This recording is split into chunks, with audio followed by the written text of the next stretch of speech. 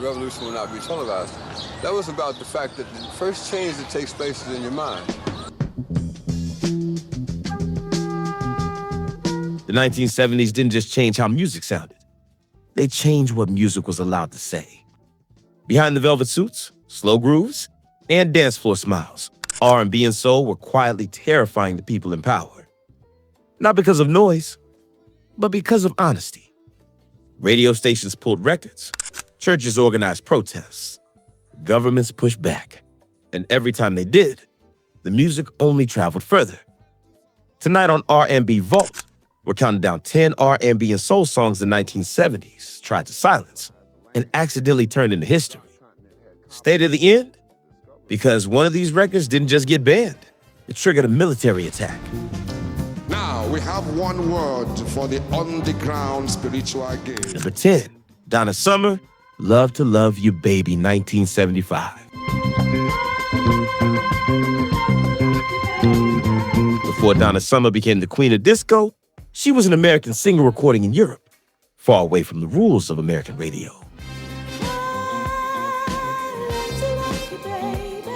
Love to Love You Baby wasn't written to shock.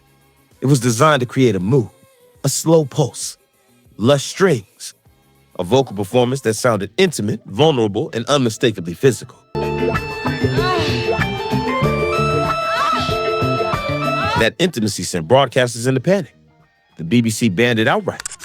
U.S. stations demanded heavy edits, slicing a 16-minute album track into radio-safe fragments. Critics counted breath sounds. Religious groups condemned it. But listeners heard something else: freedom. The song soared to number 2 on the Billboard Hot 100, sold over 1 million copies, and helped define disco's identity. What frightened radio didn't scare the public. It invited them in. Number 9, Billy Paul, Let's Make a Baby, 1973. Let's make a baby. Philadelphia soul was known for polish and restraint, which is exactly why this record caused such outrage. The title alone was enough to spark backlash. Civil rights leaders publicly condemned it. Radio stations panicked. Some edited the lyrics. Others played the song but refused to say its name on air. Let's bring another life into this world. Many removed it entirely. But beneath the controversy was a deeper argument. Who decides what adult expression is allowed in R&B music? Instead of disappearing, the song entered national conversation, cracked the R&B top 20, and crossed into the pop charts. But we got to make a baby. It proved something radio hadn't learned yet. Controversy doesn't always end careers. Sometimes it defines them. Number 8, the Chaka-Chas, Jungle Fever, 1972.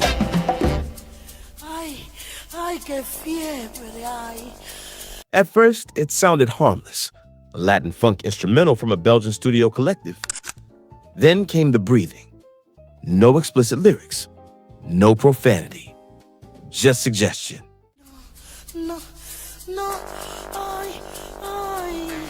That was enough. The BBC banned it almost immediately, calling it inappropriate. But curiosity spreads faster than censorship. Bootlegs circulated, dance floors embraced it.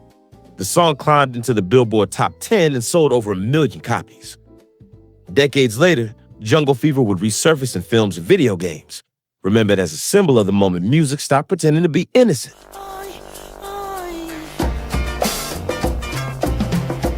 Number 7, Johnny Taylor, Disco Lady, 1976. By the mid-70s, says, disco wasn't underground anymore. It was everywhere, and that visibility made critics nervous. Disco Lady celebrated nightlife, confidence, and desire.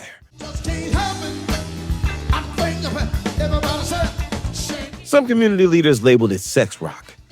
Stations edited intros or quietly pulled it to avoid complaints. None of it mattered. The song spent 4 weeks at number 1 on the Hot 100, 6 weeks atop the R&B chart, and sold over 2 million copies. After the collapse of Stax Records, Johnny Taylor didn't fade away. He was reborn. No moral campaign could overpower a groove people wanted to move to. Number 6, KC and the Sunshine Band, Shake Your Booty 1976.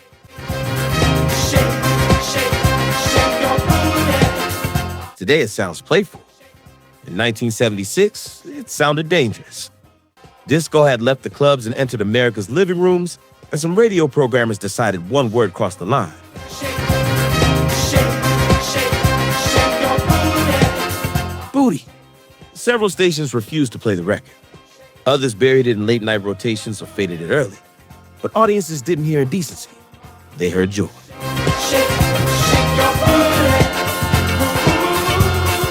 The song hit #1 on both the Hot 100 and R&B charts, selling millions.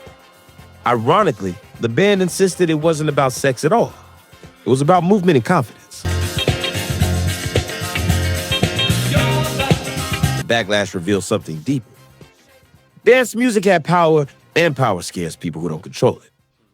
Number 5, Gil Scott Heron, The Revolution Will Not Be Televised 1970. The revolution will not be televised. The revolution will not be brought to you by zero. This wasn't written for radio. It was written to travel. Gil Scott Heron didn't sing this piece. He delivered it like a sermon, dismantling consumer culture, media distraction, and political illusion. The revolution will not get rid of the nub. The revolution will not make you look 5 pounds thinner. Radio didn't officially ban it. They simply avoided it. Too confrontational, too aware, too black. But I think that the black Americans have been the only real diehard Americans here. So the message found another route: college campuses, poetry circuits, underground radio. Decades later, the Library of Congress recognized it as culturally significant. What radio ignored, history preserved. The theme song will not be written by Jim Webb or Francis Scott Key, nor sung by... Number 4, Curtis Mayfield, If There's a Hell Below. We're all going to go 1970. Curtis Mayfield didn't ease into his solo career. He issued a warning. Driven by thunderous bass and militant percussion, the song painted America as a nation unraveling, racism, war, corruption, decay. Stations grew uncomfortable. Airplay was limited. This wasn't metaphor. It was diagnosis. The record climbed the R&B charts anyway and permanently expanded what soul music could do. From that moment on, soul wasn't just about escape. It became a vehicle for truth. Number 3, Edwin Starr, War 1970. When Motown hesitated, Edwin Starr didn't. With pounding drums and militant horns, War stripped protest down to its rawest form. What is it good for? The answer came instantly. During the Vietnam conflict, young listeners heard truth. Authorities heard threat.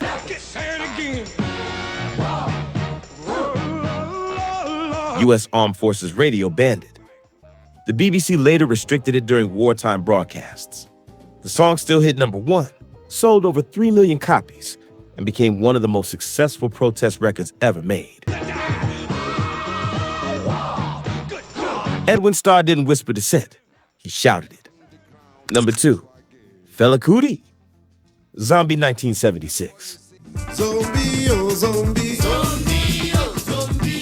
Zombie. This wasn't metaphor. This was direct confrontation. From his self-declared Kalakuta Republic in Lagos, Fela Kuti openly mocked Nigeria's military government, comparing soldiers to mindless followers trained to obey without question. I tell you something, quick march, slow march, left on, right on, back on. The song spread fast. Clubs played it loudly. Crowds sang along. The government responded with force. Soldiers raided Fela's compound. Buildings were destroyed. Residents were beaten. His mother later died from injuries sustained during the attack.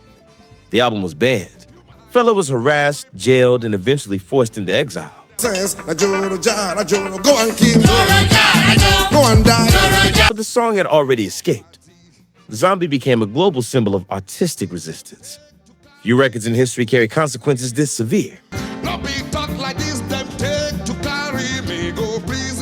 Number 1, The Temptations, Ball of Confusion.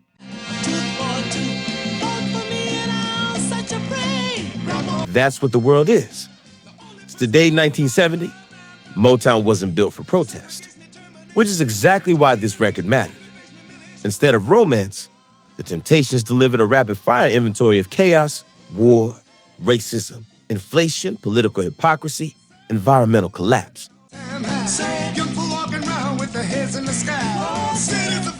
No comforting chorus, just truth. Some stations limited airplay. Decades later, during the Gulf War, the BBC temporarily banned it again, not for language, but because it felt too real.